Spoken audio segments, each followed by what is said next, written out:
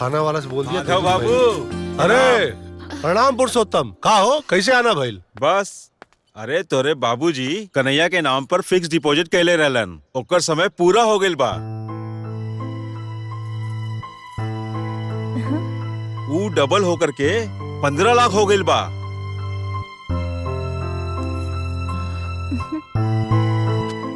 बाबूजी बाबूजी हमारा नाम से पैसा जमा कैले बड़न, हमरा पते नहीं के। और हमनियों के कबो ना बताओ ना कि एकरे नाम से पैसा जमा। अरे तो बता के जमा करते तब ना पता चलत। वो तो चुप्पे जमा करत रहलन। और हाँ, वो कहले रहलन कि ई पैसा सिर्फ कन्हैया के हा। काहे कि हम अपन दुन्नू बेटा माधव और किशन के पढ़ा लिखा के उनका नौकरी लगवा देनी।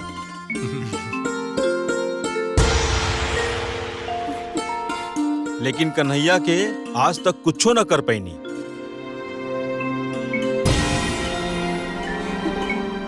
यही से ई पैसा पर सिर्फ और सिर्फ कन्हैया के हक बा।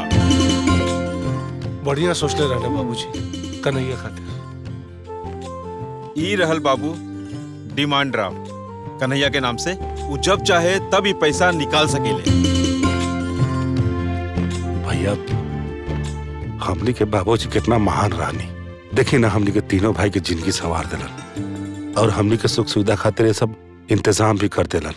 लेकिन भैया ई पैसा पर सिर्फ हमारा अधिकार ना, आप दोनों भाई के साथे साथे स्वाति के भी अधिकार होके के चाहिए।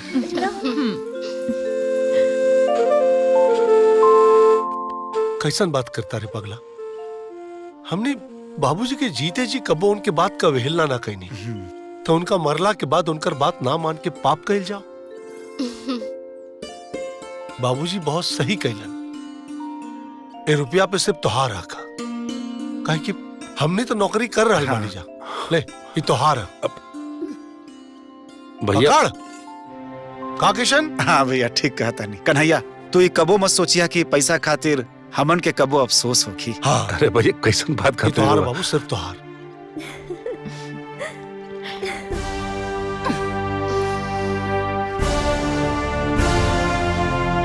ये तू का कहता रू नेहा? हम बिल्कुल ठीक कहतानी। अरे यही नाते हम सब केहू के एहिजा बुलावले बानी ताकि सब केहू के बुद्धि खुल जाए। इनमें बुद्धि वाली कौन बात बा? हैं? वो पैसा कन्हैया का है। सिर्फ कन्हैया के कैसे हा? तू लोगन अपन माई बाबूजी के औलाद ना बाड़ा, हाँ? खाली कन्हैया हा। और अगर पैसा देवे के ही रहल तो अपनी बेटी के देके गई रहती, खाली कन्हैया के काहे के देके गईलन? हाँ, सब कन्हैया के नामे लिख के चल गई। अब बेटी के नामे का गई बन। अगर बेटी खातिर ना देले बाड़ा तो बेटी के बियाह करावल हमनी के फर्ज नहीं का? अब का कर्जा लेके बियाह शादी होई? अरे शादी बियाह कर्जा लेके सारा कमाई चल जाई हमें, और 15 लाख लेके कन्हैया मजा करी मजा। हाँ दीदी, पैसा ना दिया। अरे जब घर में पैसा बढ़ ही बा तो कर्जा काहे कढ़ाई? हाँ। अरे हमनियों के तो अपन लड़का फेंका पड़े सन, ओकनियों के तो भविष्य देखे के बा। और 15 लाख रुपया के ब्याज भरते भरते तो हमनी के सब तनख्वाह में उड़ा जाई।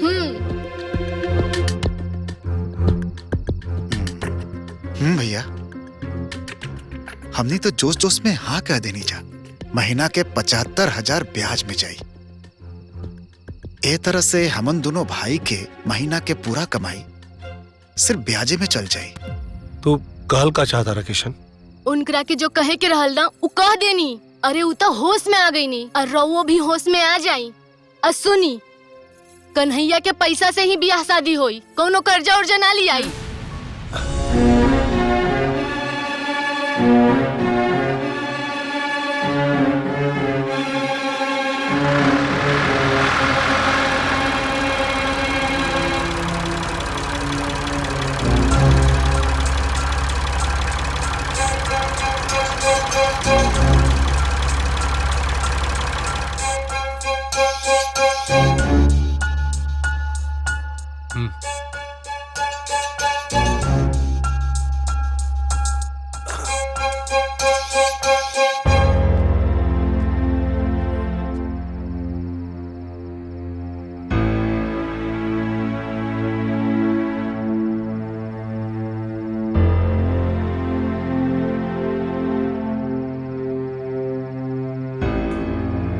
का हो गइल? सब केहू उदास बैठल बा।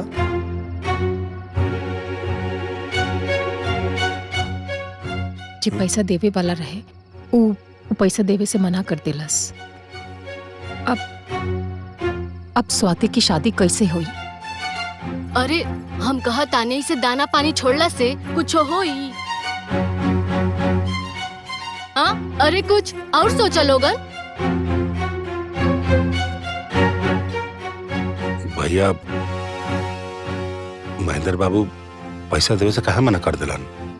का बताई काहे मना कर देलन?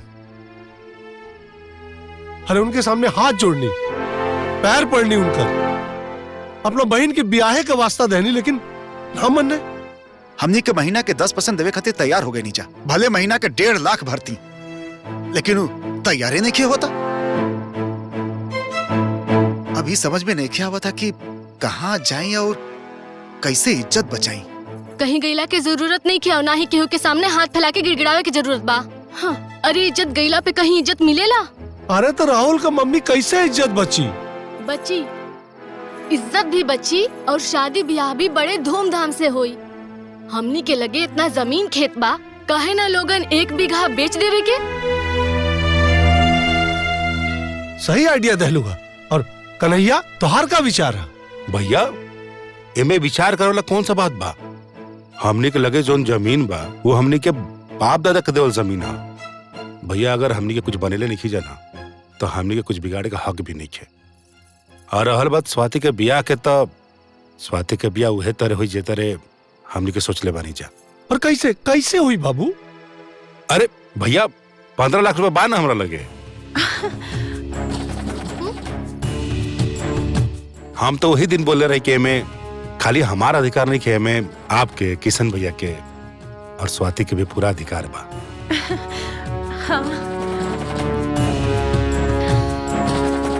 लेकिन वेकिन कुछ ना किशन भैया, स्वाति के खुशी से बढ़कर पैसा तो नहीं है ना। और अगर हमनी के तीनों भाई के रहते हुए जमीन बेच देव जा तो हमनी की इज्जत ना जाई। यही से ना खेत बेचाई ना इज्जत जाई। स्वाति के बियाह हुई, कल हम पोस्ट ऑफिस जाके पैसा लेके आवता नहीं। हाँ हाँ।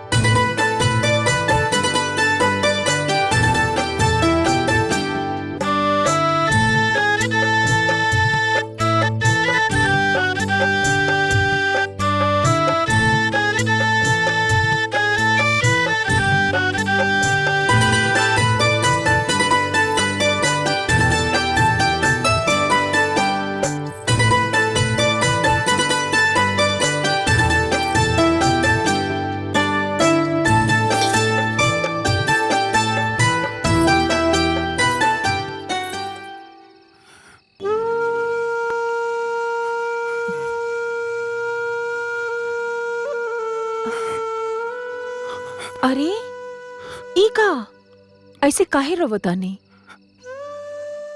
रोई मत, चुप हो जाए। रवा के तो पता बा, बेटी तो पराया धन होली। नैहर तो बेटी खातिर जैसे चिड़िया का घोंसला होकेला। आग के तारा बनके चाहे कितनो परवरिश कर ली, एक नए दिन तो उड़ जाए के पड़ेला ना। ये तो विधि के विधान बा। चलिए चुप हो जाए। बिलक बिलक कर रोत रहे। ऐसा लगल कि अब कलेजे फाट जाए। देखा ना होगरा गिला से ही घर कितना सुना लगा था। और अगर भैया को क्या बोला वो तरह की भैया भैया कहा तरह है पता ना मुझे कोई सुनो। अरे तो कौन बन में थोड़ी ना गई बाड़ी, राजमहल में गई बाड़ी, राजमहल। और ऐसे रोला के बजाय ओकरा के आशीर्वाद दी कि अपन ससुराल में हमेशा खुश रहे। चली अब चुप हो जाना तो हम रो दे।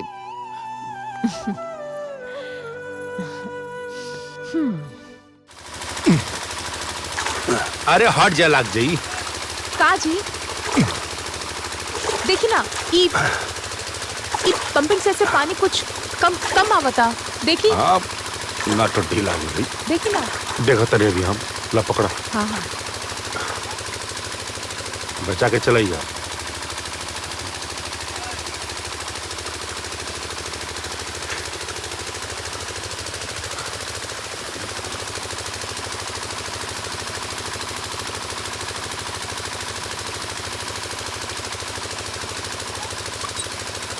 ना ढीला भइल बा,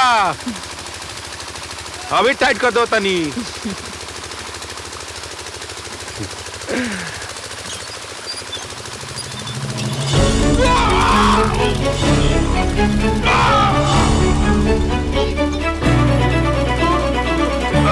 गुड़िया के पापा।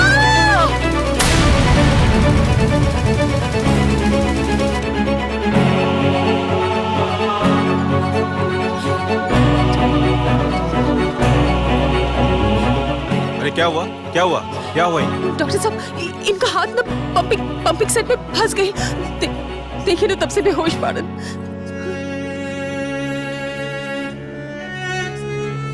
ये इमरजेंसी केस है, ऑपरेशन करना पड़ेगा। जवन करके बा करी डॉक्टर साहब, बस इनका के बचा ली डॉक्टर साहब। पहले मरीज को एडमिट तो करवाइए और डिपॉजिट भी जमा करना पड़ेगा। हाँ, ये इमरजेंसी केस है, ऑपरेशन करने के लिए बड़े डॉक्टर को बुलाना पड़ेगा और उसके लिए 5 लाख रुपए भी भरना पड़ेगा। 5 लाख?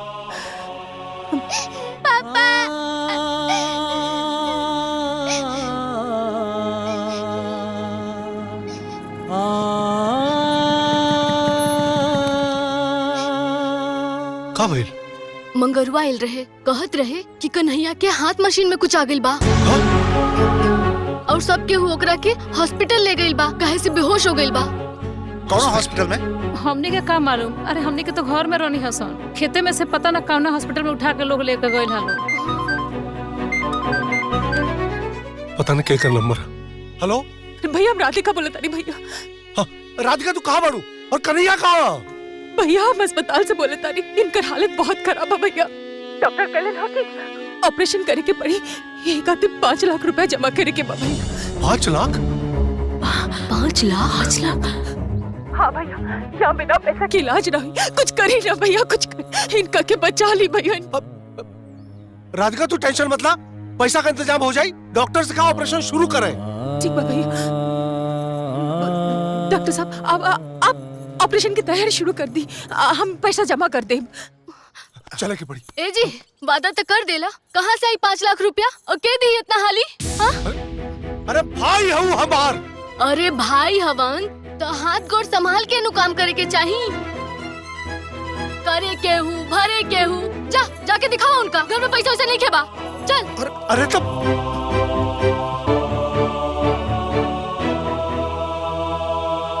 क्या हुआ मैडम? डॉक्टर साहब देखिए, 5 लाख रुपए बहुत बड़ी रकम होती है, इंतजाम करने में टाइम लग सकता है और इनकी हालत बहुत गंभीर है। अगर पैसे का इंतजाम नहीं हो पा रहा है तो यहाँ से कुछ दूर पर सरकारी हॉस्पिटल है, आप वहाँ लेके जाइए इनको दिखाने। डॉक्टर साहब एक बार फिर से फोन देना। हाँ। ये लीजिए।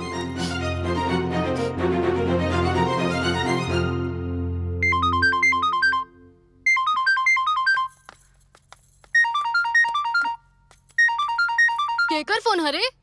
हमरा लागता नु कि छोटकी फोन कर ले भैया हॉस्पिटल से। हाँ। और एक कार्ड देना तो 5 लाख रुपया मांगी। ठीक कहता है, झंझटे खत्म हो जाए। हाँ।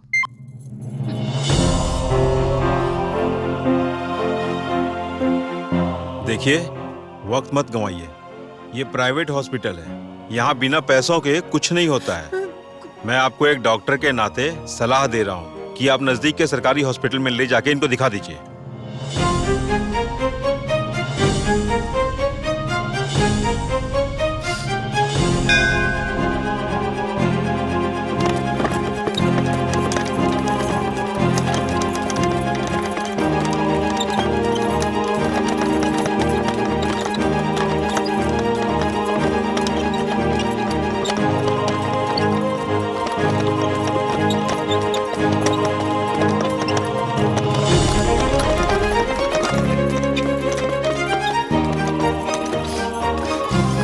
हे स्वाति, भाभी वाली का? हाँ, ये तो राधिका भाभी भी है। अरे गाड़ी रोको, ड्राइवर गाड़ी रोको। जल्दी।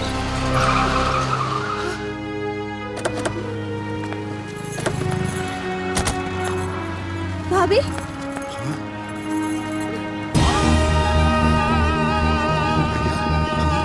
स्वाति स्वाति स्वाति स्वाति तुम्हारे भैया के बचा लो, स्वाति भैया को बचा लो।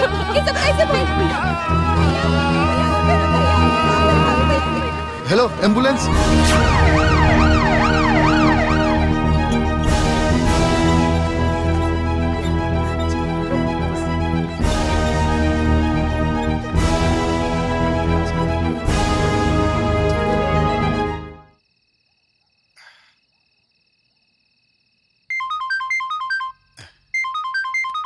स्वाति। हाँ स्वाति। हेलो भैया, कहाँ बाड़ा लोगन? यहाँ कन्हैया भैया की हालत इतना सीरियस बा और और लोग के पता ही नहीं खे। अरे वो पैसा के इंतजाम में लगल बानी हमनी जा। वो डॉक्टर 5 लाख मांगले है ना। यहाँ सब इंतजाम हो गए बा, रोज जल्दी आई। कन्हैया कहाँ बा? ऑपरेशन थिएटर में, जल्दी आई। ठीक, हमने आ रहल बानी। काबिल भैया, कन्हैया ऑपरेशन थिएटर में बा और स्वाति कहत रहे कि पैसा का इंतजाम हो गइल बा। हमने के जल्दी हॉस्पिटल चले के पड़ी। चल।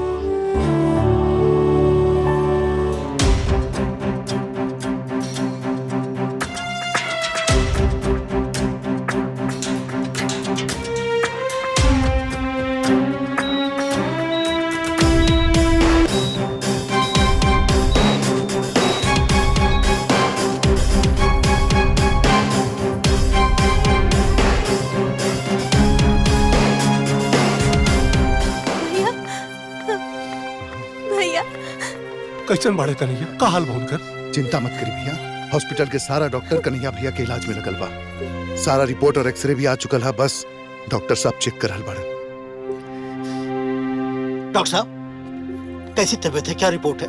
रिपोर्ट तो सब नॉर्मल है सर, बस एक प्रॉब्लम है। क्या प्रॉब्लम है? कन्हैया जी का हाथ काटना पड़ेगा।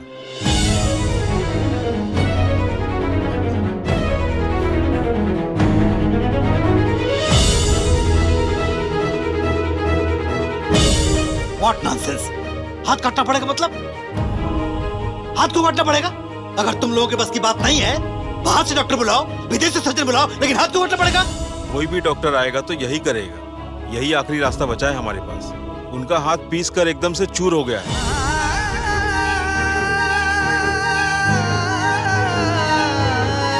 कोई ऐसी हड्डी नहीं बची है जिसको हम लोग जोड़ सके।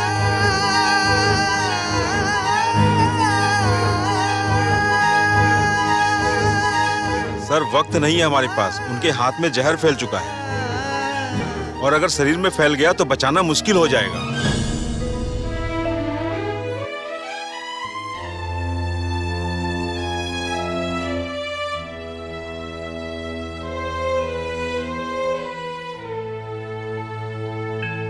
सर, सोचने विचारने में वक्त मत गंवाइए। आप लोगों को फैसला लेना है। मरीज का एक एक पल बहुत कीमती है। उनकी जान जा सकती है।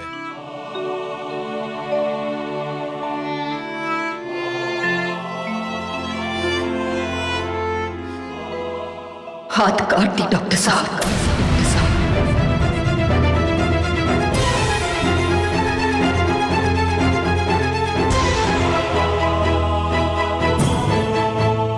भाभी, हाँ ननद जी, कम से कम हमारा सुहाग तो सलामत रहे। हमारा आगे के सामने तो रही ना।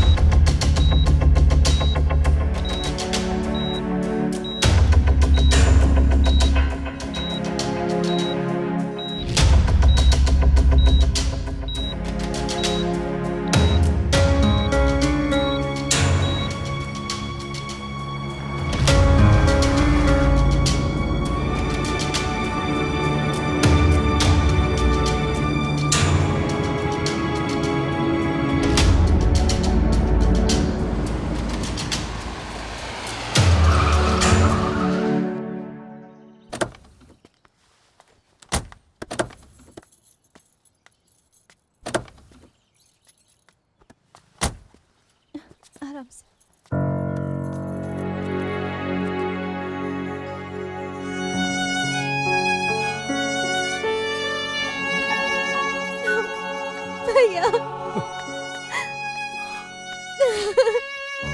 काहे होता तू? स्वाति कब?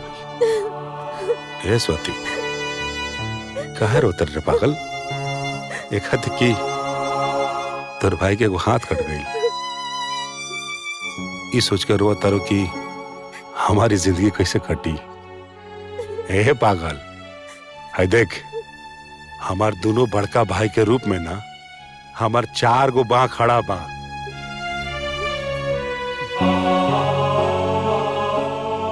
मत रो रे पागल। देख लो भैया, जब से होश में आयल बाड़न तब से हमरा के ये बात कहत बाड़न, उल्टा हमन के समझावत बाड़े कि स्वाति हमारे एक हाथ कट गए तो का भय। हमरा लगे हमार दोनों हाथ हमार भाई बाड़न।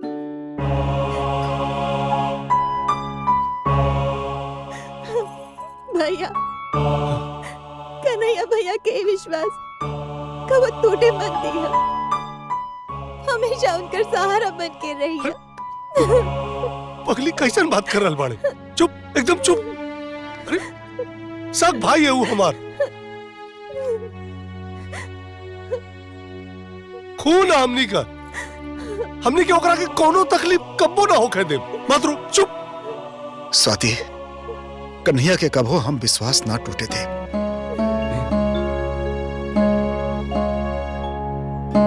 हमन इनकर बाह बन के खड़ा रहल चाहिए।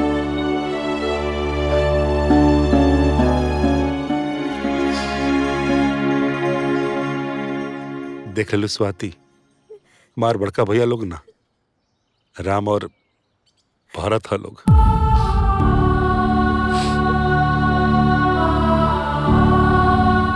छोड़ अपना लक्ष्मण के कबो तकलीफ ना हो दी हम लोग, कबो तकलीफ ना हो दी हम लोग।